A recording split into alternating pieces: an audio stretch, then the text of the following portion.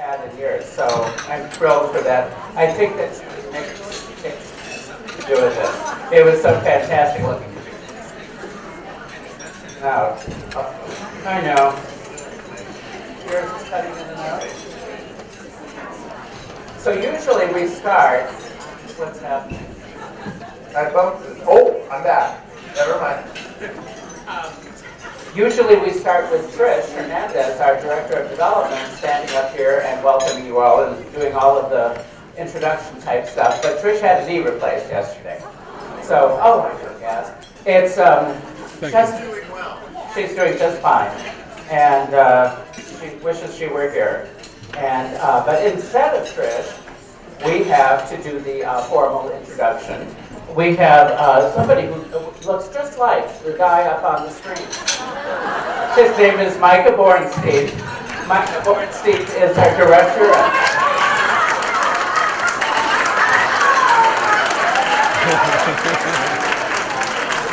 John, what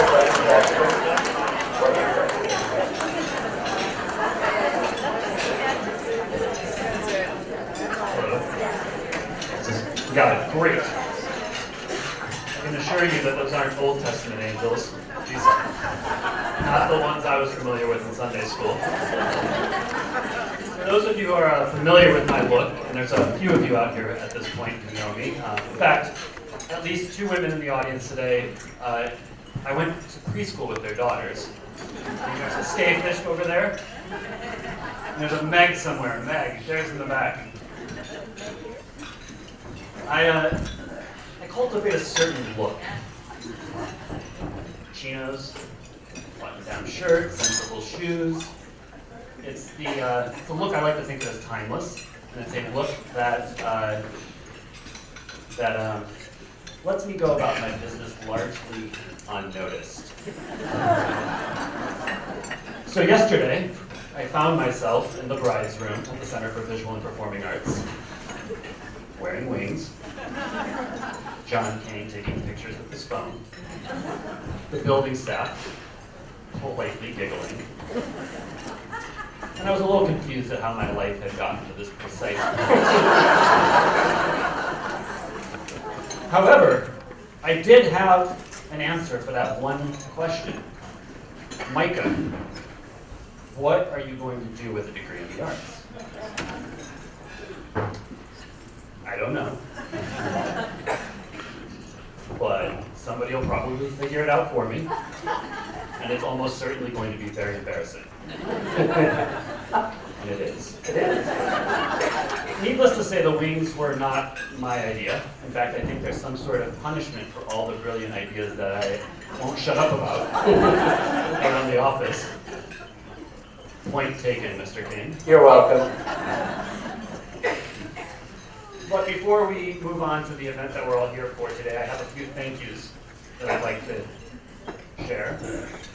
We want to thank our sponsors. Every year from the very beginning, we've had Mantis Salon sponsoring this event. Thank you, Chris. Thank you, Olga.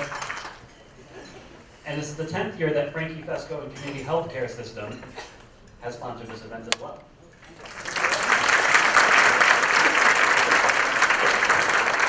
I'd like to thank Trauma Catering for the wine that we enjoyed while walking around during the wine hour in the Things That Go Bump in the Night exhibit in the gallery.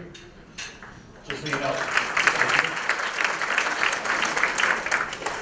you know that the Things That Go Bump in the Night, the opening is this Friday from 6 to 9. We will have special guest, Joe Brown, a musical act, a gentleman who makes his instruments and makes some pretty interesting music with those instruments, and it should be quite an event. So we hope to see people there. We'd like to give a thanks to Judith Mayer and Judith Mayer Creative. So along with all the wonderful designs and branding work she does for South Shore Arts, for 18 years she has designed John's reading invites, and they're always spectacular.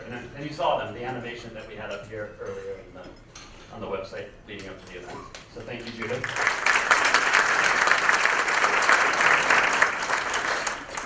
And then we'd like to thank all of the businesses and people who made contributions for our raffle.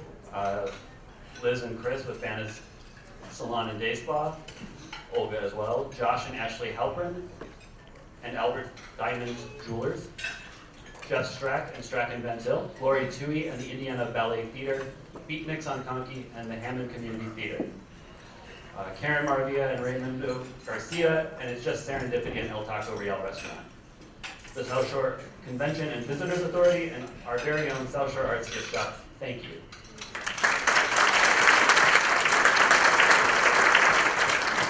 You'll see me one more time, probably without wings, when we make the drawing for the raffle after the reading. I have one last person to bring up here before we get started. Jackie Woodland, our former gift shop manager and the creative genius behind our wonderful centerpieces.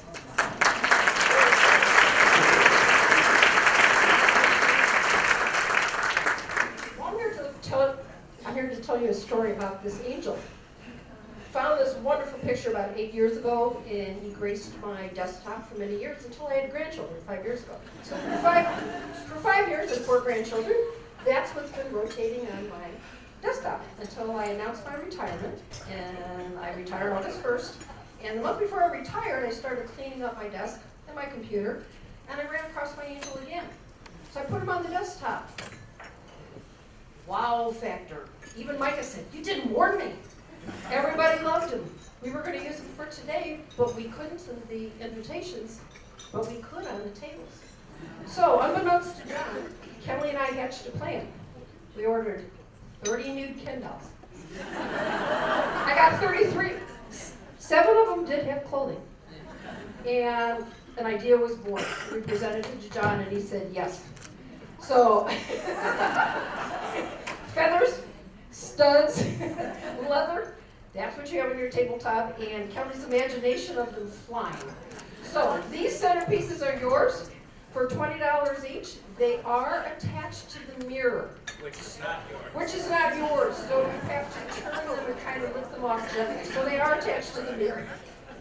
And they are yours. Kelly and I will be flanking the doorsteps, and I leave you with a parting shot. Who of you did not cock your head to see what was under his loincloth? Jackie.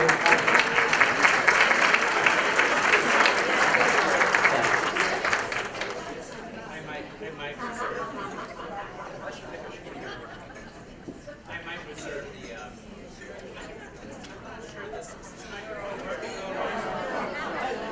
I think that's the problem. Okay, I'm going to abandon that one.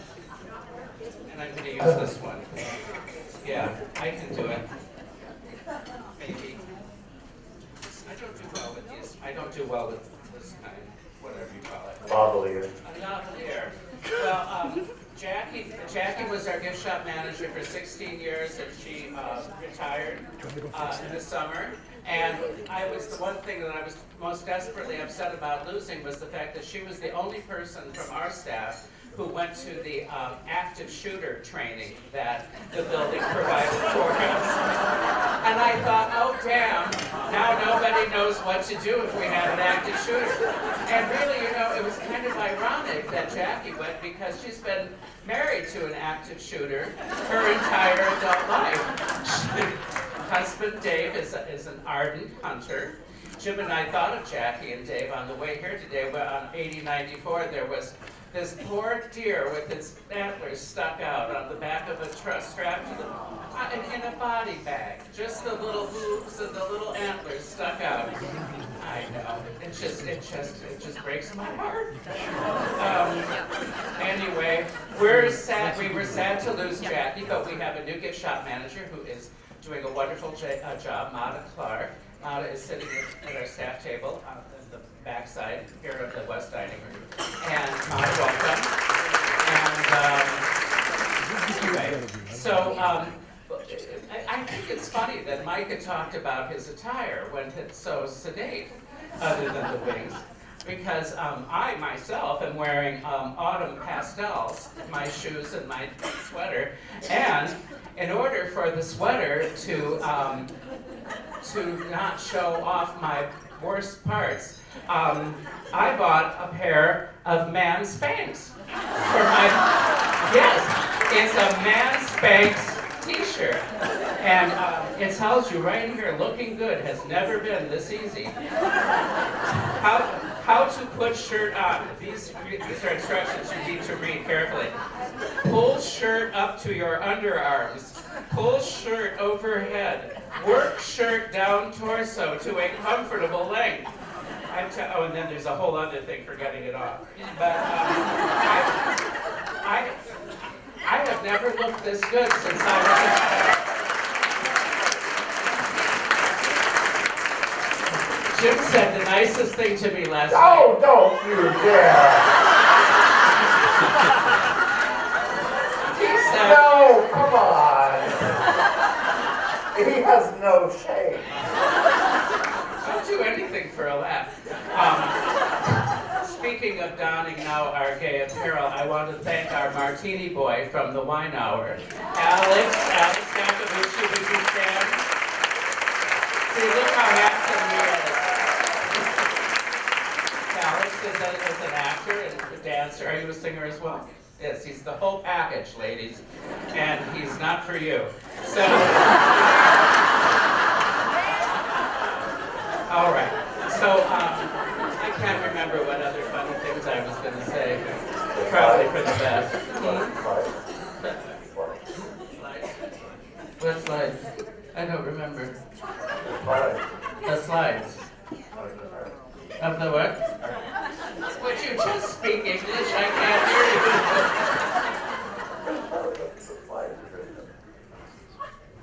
What am I supposed to show next, Micah? What would you never do in your entire life? You would never dress. What would I never do in my entire... Oh, Let's just- that's right. Jim and I... Finally! I forgot. I get nervous, just like you do. So, yes, Jim and I have never really been into the drag act. We don't approve of it. We kind of, hold our noses. And the whole RuPaul thing is not for our cup of tea. And I was going to say, but I forgot about the slides, yes, that I have never appeared in a dress in my life. And then you were going to see this picture. And then I was going to say, like Prince Andrew, I don't remember that this was ever taken. And then there's another one.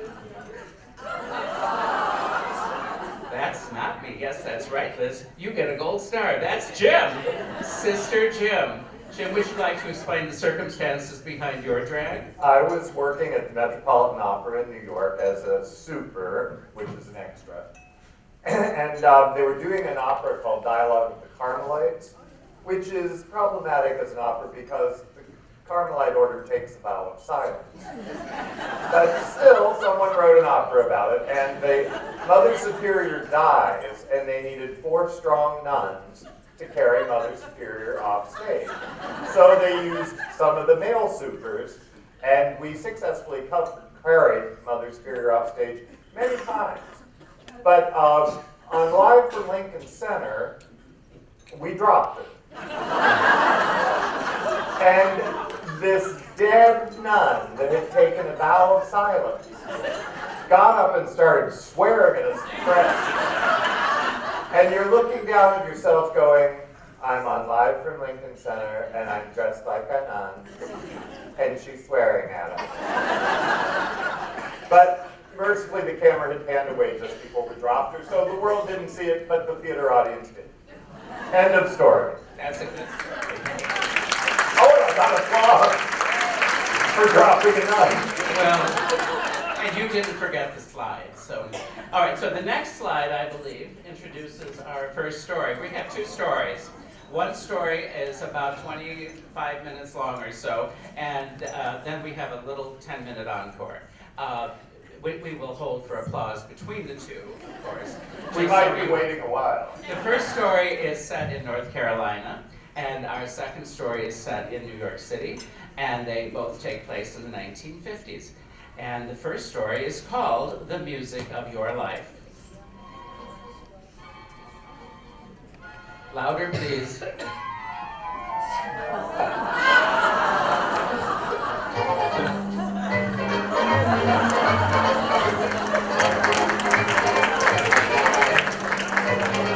I told you in the gallery we had more surprises. Okay, enough with the bubbles.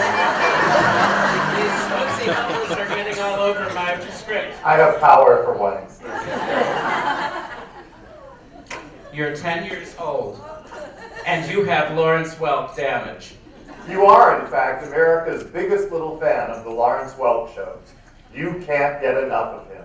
Of him and his weekly television variety hour. Lawrence Welk, the leader of the band, a fussy, exacting man who sports a blue pastel polyester blazer that gives him the look of, oh, the president of your father's Rotary Club. Lawrence Welk belongs to America, to American living rooms, bearing an undertaker's freeze-dried smile, lifting his baton and welcoming you to his show in a speaking voice that sounds eerily Transylvanian. Good evening, everybody. I'm the Lawrence Welk. But you are eager for it, eager for him, because Lawrence Welk brings music into your home. From the television screen, Mr. Welk lifts his pencil-thin baton to conduct his big band. Here we go, a one and a two and a... And he might as well be conducting your heartbeat, because you are mesmerized. You are utterly fascinated. You are Lawrence Welk's #1 fan. You're in love with Lawrence Welk's show, if such a thing is possible. And it's not the dancing or the stars or the costumes or the bubbles that have stolen your heart. It's the music. And because you love it too much, it has damaged you.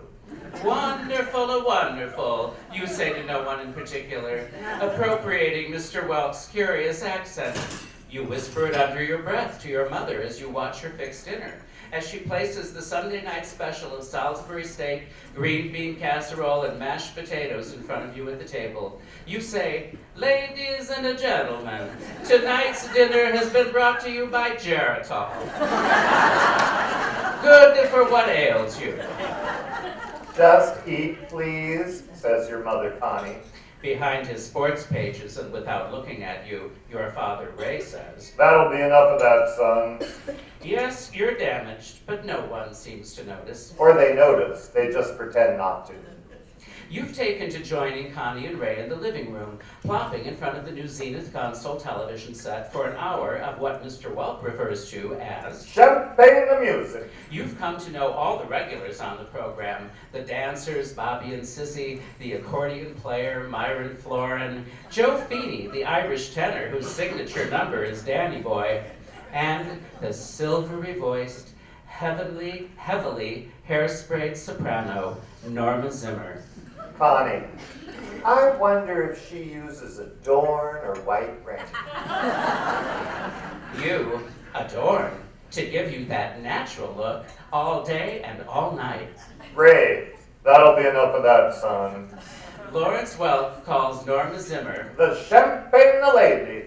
Before Lawrence Welk, you knew nothing about champagne, but now you pretend to drink it on a daily basis. Your grandmother gave you one of her champagne glasses after she quit drinking last year. A flute, she called it. And then she said, no, a magic flute. And this caused her to laugh uproariously. A smoker's hacky laugh, a laugh that seemed both happy and furious at the same time. So you have taken to tossing back ginger ale in a magic champagne flute and then asking, or maybe even commanding, your mother to refill it. And repeating a phrase you recently picked up from an afternoon movie, hit me again, baby, and don't be stingy. And then you laugh throatily, uproariously in your best smoker's hacky laugh. You sip ginger ale with Connie and Ray as Mr. Welk and company serenade you. And when the program breaks for commercials, you inquire of your mother, whom you have dubbed the Icety Lady. Madam, is there any caviar in the house? Can you talk like a normal person, Ray asks, as Iced Tea Lady serves the two of you her best version of caviar on a moment's notice. Ritz crackers topped with discreet orange dollops of pimento cheese. How come you like all this old people's music anyway? I don't know, you say. It has style. You must have read that somewhere. Style, grunts Ray. I think he has good taste, says Connie, hostess perfect in a pink and mauve sleeper set with matching short silk robe and mules topped with feathery puffs. And we know good taste comes from my side of the family, she adds, winking at you and gingerly tasting her own spur-of-the-moment Ritz cracker creations. Ray makes a playful swipe at Connie and grabs her and pulls her into his lap. You sit cross-legged on the floor and study them. It thrills you to see Connie and Ray like this, playful and affectionate. You imagine you're living with Rock Hudson and Doris Day from one of their romantic comedies. In love, together, forever. From the TV, Mr. Welch's special guest, Miss Jo Stafford sings, Look at me, I'm as helpless as a kitten up a tree. That's one of our songs, son, says Ray, half whispering in Connie's ear, pushing a few strands of her hair away with his nose. Connie giggles and rests her head on Ray's big, round shoulder, running her fingers through his military-looking brush cut.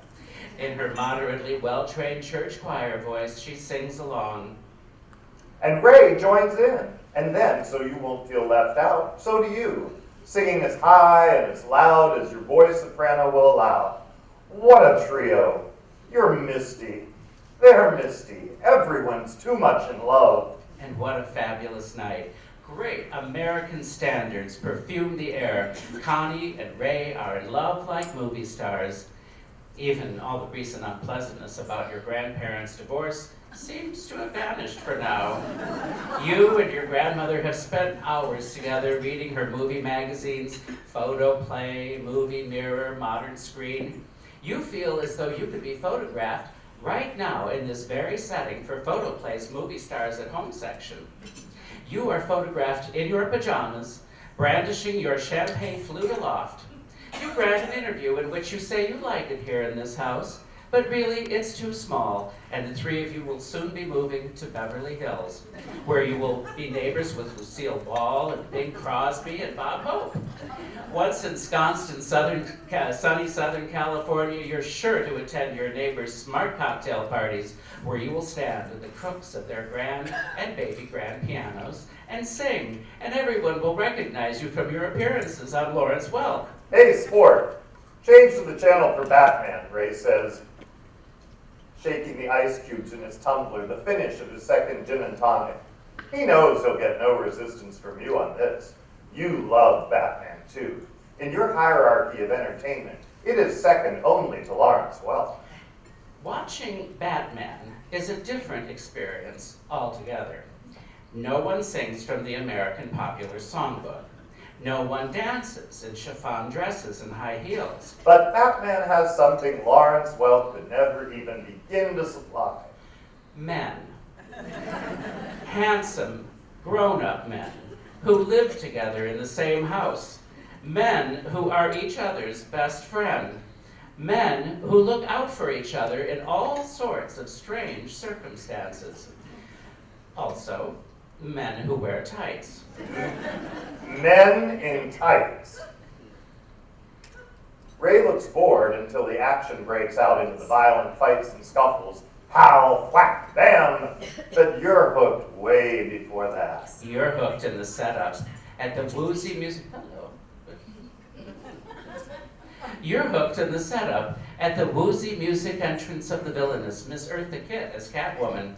You have memorized her lines, even practiced them in bed late at night when no one could hear you. With the covers pulled up over your head, gazing down at your rolled up pillow, you whisper, "You are perfect, my little boy wonder." Watching Batman with Ray, you maintain a blank face so he won't see how you really feel about it. It's an acting exercise, this art of making your face go blank at key moments, and you've mastered it. And going blank doesn't just work for Batman.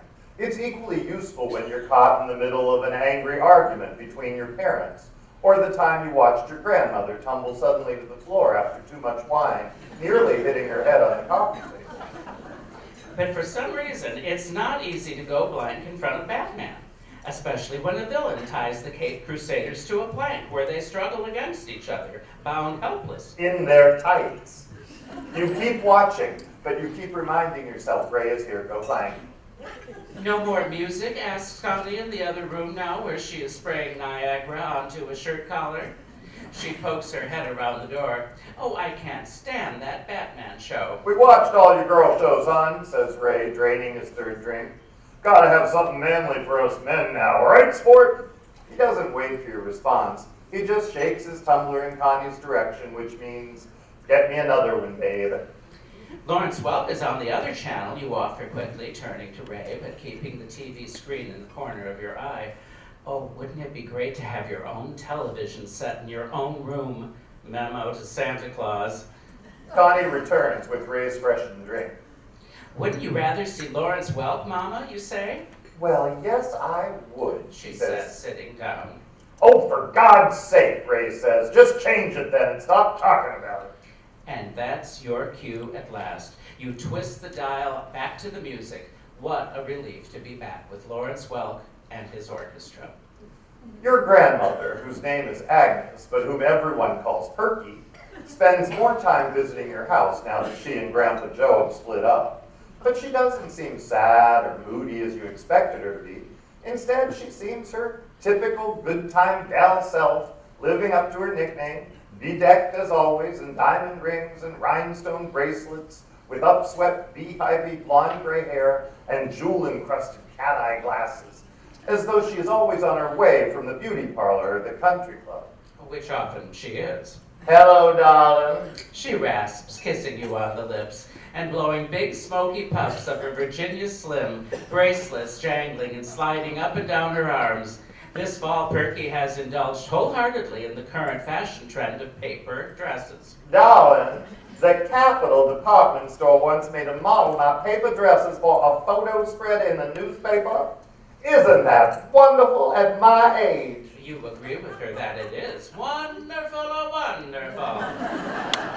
And you and Perky sit together and thumb through new issues of her movie magazines, which she's brought over just for you to see, since Ray won't allow Connie to buy them for you directly.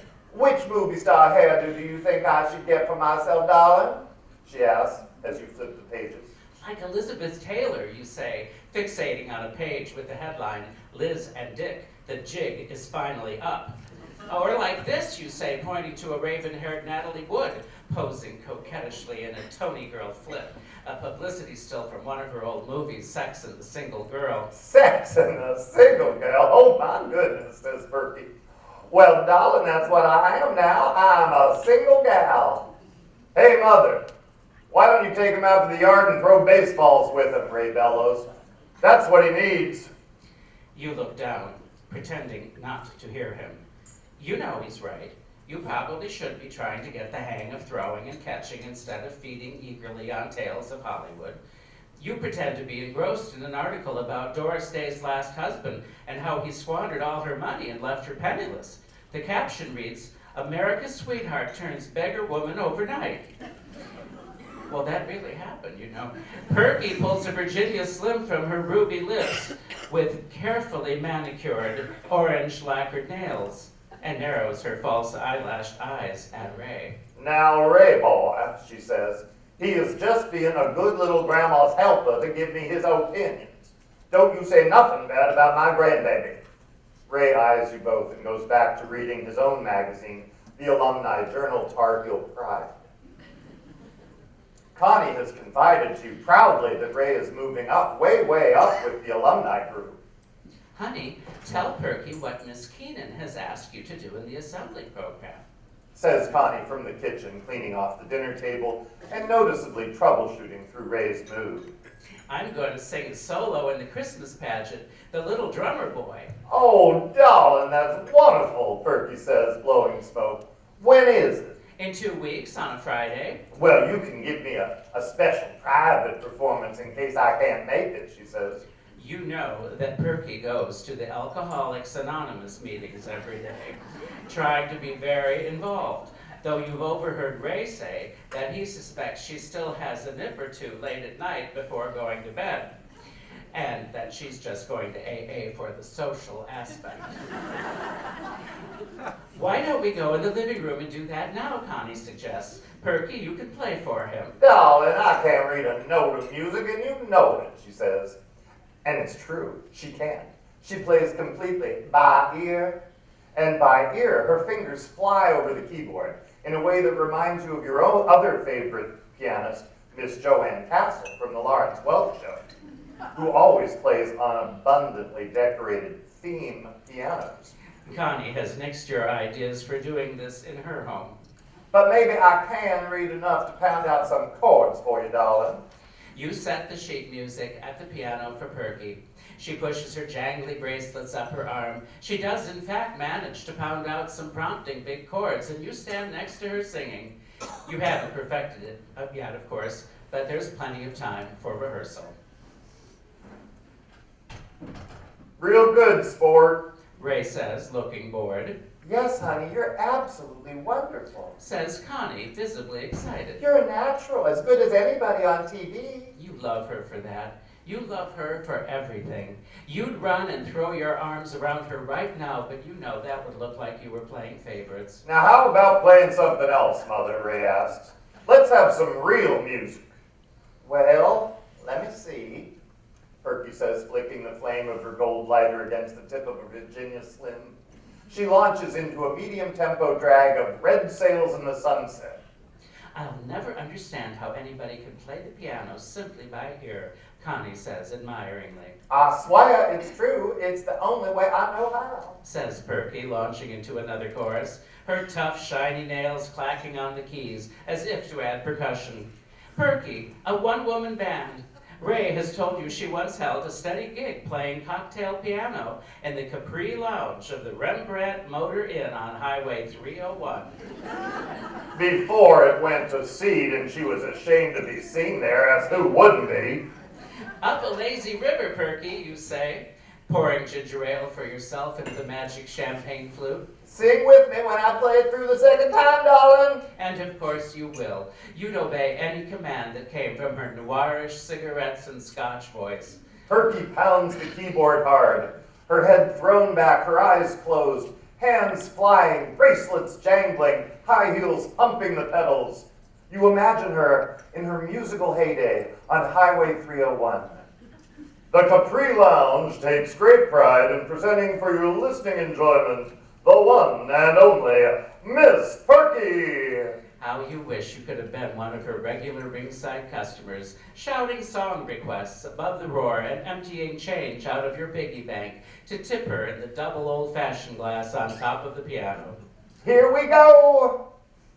The two of you do a bang-up rendition of Up a Lazy River, complete with hand gestures you've created to indicate paddling, slow-moving river water, and an old mill run. Even Ray applauds at the end with more gusto than usual, which gives you a surprising little electric charge in your chest. The two of you meet each other's gaze, and he gives you a little nod and smiles, but then cuts it short, as if catching himself, and you look away, embarrassed. Y'all ought to go on the road, honey. You're so good. Connie says, beaming. Yeah, you might could reopen the Capri Lounge. Ray says, and snorts at his own joke. Oh, Ray. Says Connie, with a sigh.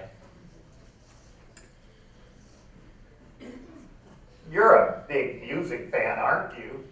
Asked Miss Keenan, your teacher, one afternoon after school as you assist her with the daily eraser dusting. Yes, ma'am, I love music, you say. I know. And you like grown-up music, too, like Moon River and things like that. I've heard you singing by yourself out on the playground.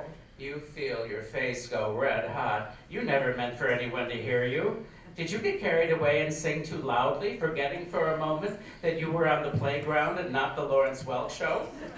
You suddenly feel like diving into the dumpster and never ever coming out. A crazy, misguided child who died in the discarded remains of the lunch food from the Linden Hills Elementary cafetorium. Food that went unchosen and unconsumed by other children. A perfect metaphor. Yes, ma'am. My grandmother and my parents and I watched the Lawrence Welk Show. Well, I think it's wonderful. I bet I know something you'd like. Have you ever listened to the music of your live station on the radio, the one that plays the Saturday night ballroom? No. Oh, it's great. You'd love it. It's broadcast out of New York City every Saturday night, and they play all the wonderful old songs. It's so romantic. Miss Keenan suddenly touches her hand to her cheek.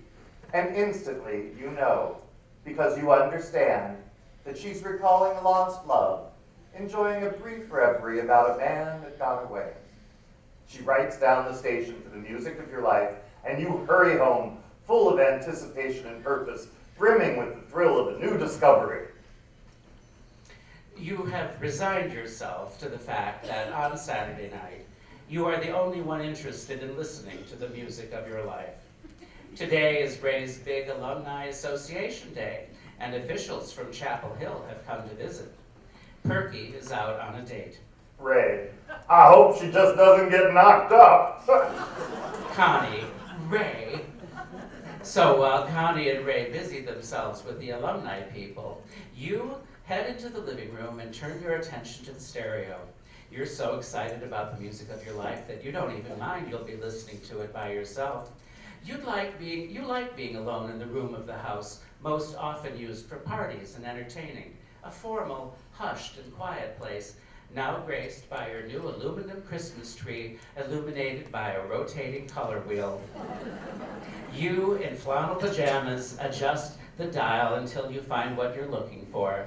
A man's sexy baritone voice says, You're tuned to the Saturday Night Ballroom and the music of your life. Yesterday's standards coming to you live from the King and Queen room of the beautiful Hotel Astor in Midtown Manhattan. Tonight's sponsor is Consolidated Edison. They're the ones who keep the lights on in the city that never sleeps. I'm your host, Eddie Edwards. You're in the Saturday Night Ballroom, and this is the music of your life. You lean your small head against the radio and close your eyes and imagine the ballroom in all its splendor. Just the thought of such a place makes you happy. And not just happy, but relieved. Relieved that it actually exists. That is where you want to be, in the center of Manhattan. And thanks to the lavish illustrations of the the World Book Encyclopedia, Volume N, you know exactly what the center of Manhattan looks like. You wish only that you were decked out in a child-sized tuxedo instead of your new flannel Rudolph the Red-Nosed Reindeer pajamas. You picture in your head the photographs of New York City that you've so lovingly memorized. Beside you on the floor sits one of Connie's silver serving trays on which you placed canapes, Ritz crackers with little dots of peanut butter on top, and the magic champagne flute filled to the top with fizzy ginger ale. How you wish Doris Day were sitting beside you whispering, Darling, will you pass me one of those divine hors d'oeuvres? The host says, Tonight we begin with the wonderful sounds of the great Miss Peggy Lee. But first I just have to tell you, the King and Queen room looks particularly soigné tonight, folks. Mr. and Mrs. Astor have stopped by, some of the Rockefellers, Mr. Sinatra. It's just another Saturday night in New York City. Now here's Miss Peggy Lee singing the Rodgers and Hart classic, The Lady is a Tramp. You're in the Saturday Night Ballroom. I'm Eddie Edwards, and this is the music of your life. There is nothing for you to do but listen as Miss Peggy Lee, after a great, lush, symphonic fanfare, sings about some kind of stew, something about dining on turkey. Then she sings, Alas, I missed the Beaux-Arts ball, and what is twice as sad, I was never at a party where they honored Noel Cad. You open your eyes. Noel Cad, you recognize that as Noel Coward, whom you recently saw being interviewed on the Mike Douglas show. He smoked from a cigarette holder and said things like simply dashing and can you imagine, and kept Mike in stitches. You were fascinated, but Ray didn't seem to care for him, so you didn't say anything. You wish you knew what the Beaux-Arts ball was, because you're sure it sounds like something you'd enjoy being invited to. And don't we all? Peggy Lee starts to really swing her big number, and you get up and start to dance around the furniture. Champagne glass held as high aloft as your little arm can hold it. You swipe a candle from the candelabra on the piano and pretend to smoke from a cigarette holder. Everyone around you in your Saturday Night Ballroom is simply dashing and clearly having a wonderful time.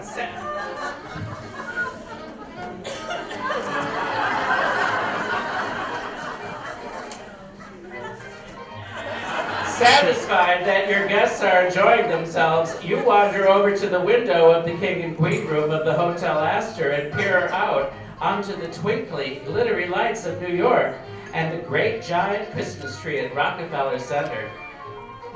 And from the console, Peggy Lee belts out the line, I'm all alone when I lower my lamp. That's why the lady is a tramp. It doesn't matter that it's only Connie's gauzy silk sheer curtains hanging in the window. In the absence of a tuxedo, the shears, oh Lord, turn into something even better. They make a decidedly stunning evening gown for you as you twist your little body a couple of times so the material wraps around you and drapes, hanging, leaving your shoulders exposed. A fashionable gown, strapless and backless.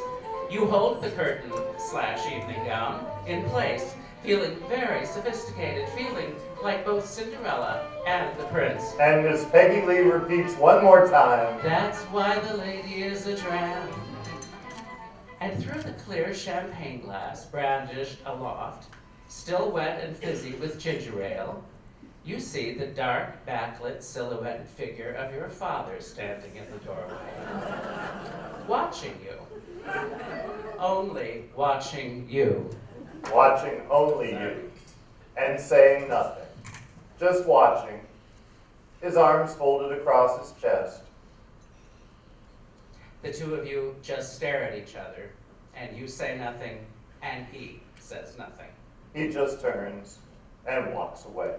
You drop the shears and stand there in your pajamas. You're Cinderella, and it's the stroke of midnight, and your beautiful dress is only curtains again, and your champagne is only ginger ale after all. And from the console, the orchestra swells, the song ends, and the audience in the Saturday night ballroom bursts into wild applause.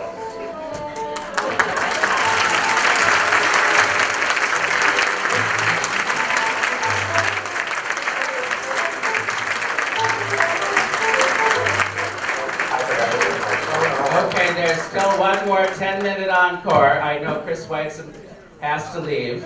He has to go write something about Spiro. I'm sure Spiro must have done something wrong.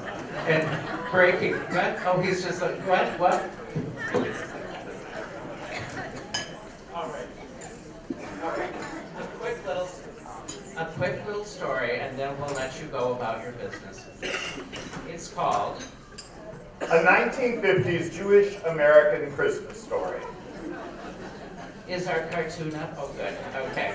This is a cartoon that appeared in the New Yorker in, I believe, 2000. Well, I'm going to say it in a second. Never mind. It's so the cartoonist is David Cyprus. This cartoon of mine from 2006 is among my most autobiographical. Not that my father and I ever actually went into any woods together, unless you count Central Park, and I don't think he ever chopped down a tree.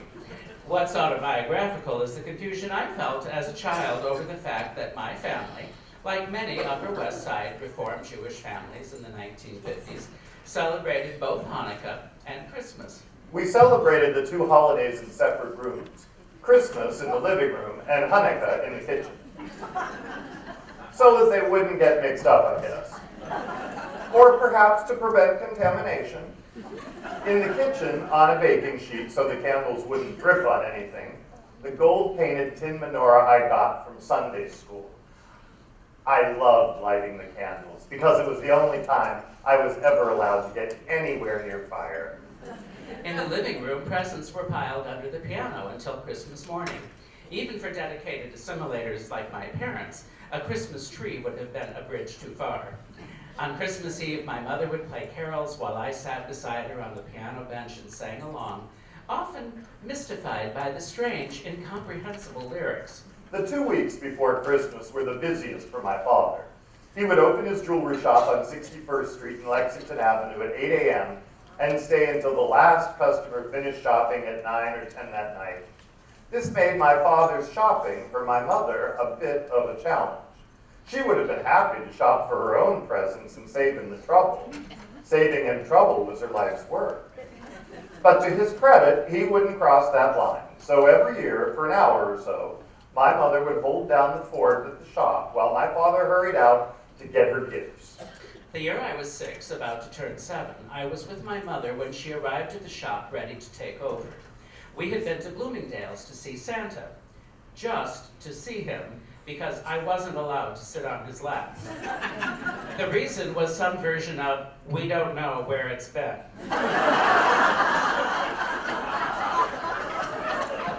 It was decided that I could go along with my father while I did his shopping, and the details of what I said on this outing quickly became one of the cute and, for me, highly embarrassing stories my father told and retold to friends and relatives in the coming years. He was still telling it the year he died at the age of 93. It was a cold, late afternoon. We were heading for the shop of a Japanese dressmaker who, barely 5 feet tall herself, specialized in clothes for tiny women like my mother. My father wore an elegant camel's hair coat and a cashmere scarf. I wore a miniature replica of the same coat, wool mittens attached to the sleeves by metal clips, and a peak wool hat with ear flaps covered by ear muffs. My mother insisted. This excursion was special for me. I rarely spent time alone with my father. He worked 6 days a week, and on Sundays he was exhausted and preoccupied. As we walked east on 61st Street and turned down First Avenue, he did the one thing that reliably dissolved any questions I might have had about where I stood with him. He took my hand and held it as we walked. The dressmaker greeted us warmly in her small shop, and after a brief exchange of pleasantries and some mutual commiseration about running a small business during the holidays, my father said, "I want to get something nice for Estelle." "Oh yes," the dressmaker said, making a show of giving the matter some thought before plunging into the overstuffed rack and pulling out a dress that my mother had already selected weeks before. My father said that it was perfect. The dressmaker wrapped it up nicely and placed it in a brown paper bag so my mother wouldn't know what it was. It was already dark when we stepped outside. "Mission accomplished," my father said, mainly to himself. "And I've got the jade necklace I've been saving for her all year back at the shop. Let's take a little walk." And we turned at the next corner. In the middle of the block was a small red brick church. Behind a low wrought iron fence was a garishly floodlit nativity scene. Music was playing, "O Come, All Ye Faithful." We stopped. The nativity scene reminded me of the dioramas I loved at the Museum of Natural History, with cavemen and wild animals. My memory of the nativity scene is vivid because it was my first. It included life-size statues of the standard 3 humans, and, more exciting for me, a cow, a sheep, a goat, and real straw and hay. "Why are they in a barn?" I asked my father.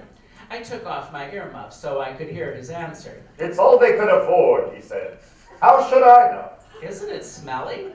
We had recently visited my mother's cousins in Connecticut, and they had taken me to a farm where you could pet the animals. What had most impressed me was the smell. Don't the animals go to the bathroom right there? "They probably go outside. Let's hope so, at least." "That's Jesus," I said, pointing to the baby.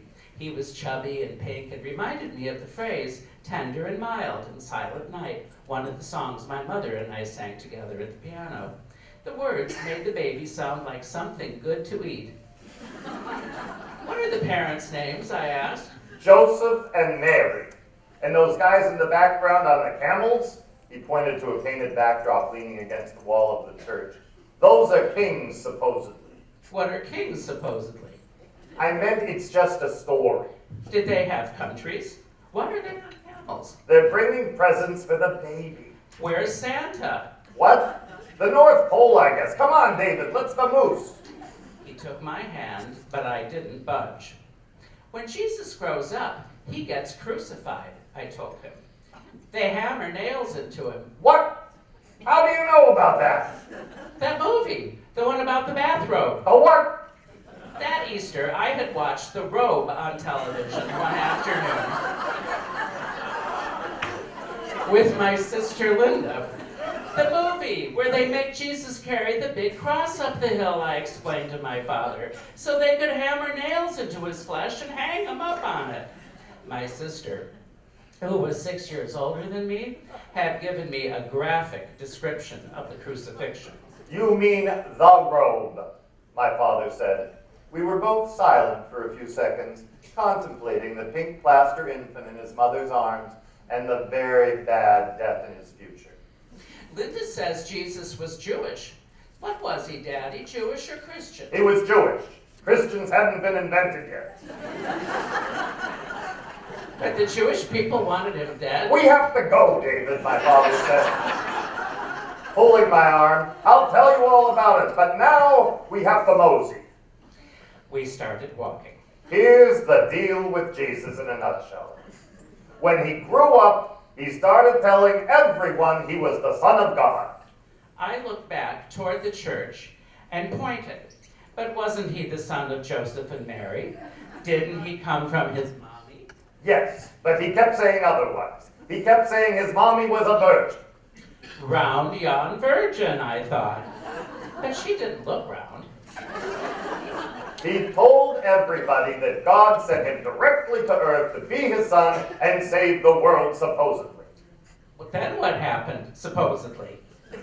He started wandering all over the place in Israel, teaching people about religion and collecting a bunch of followers who started claiming he was performing miracles. What's miracle? Tricks! Like magic tricks, like walking on water. But you can't do that, I said, but I was already thinking that I would give it a try next summer when we went to the beach. That's why they're miracles. Anyway, the other Jews, the ones in charge, started hearing him saying he was the Son of God, and they got mad. Why? He got too big for his britches. This I understood. I had been yelled at many times and even spanked once or twice for the same crime. So when he wouldn't keep his mouth shut, they complained to the Romans who were in charge of everyone back then, and the rest is history. At Lexington Avenue, we turned uptown. In front of Bloomingdale's, we passed a Salvation Army Santa. Is Santa God? I asked. Is he Jesus' father? What? No, enough with the questions, David. Now we can see the shop a block away and my mother's head in the window. Is he Christian? Yes, he's a Christian. He's based on some saint, the one in charge of giving presents. Speaking of which, He held up the paper bag and smiled at me. don't tell your mother what's in here. So is that how he can get into our apartment when we don't have a chimney and all the doors are double locked? It's a miracle? Like walking on water? I don't know, ask your mother. He pulled me along as he picked up the pace. Why do we have Christmas since Santa's a Christian and we're Jewish? Because we're Americans. Enough with the questions, David. He looked at me and gripped my hand tighter. It's just a holiday. So we can have presents, understand? That's it. Case closed. But Hanukkah has presents. Aye. Hanukkah's too long. Doing it all in one day makes more sense. Some of us have to work. What's a virgin? I asked as I stumbled after him across 61st Street. Someone from Virginia. I don't know, ask your mother. Thank you.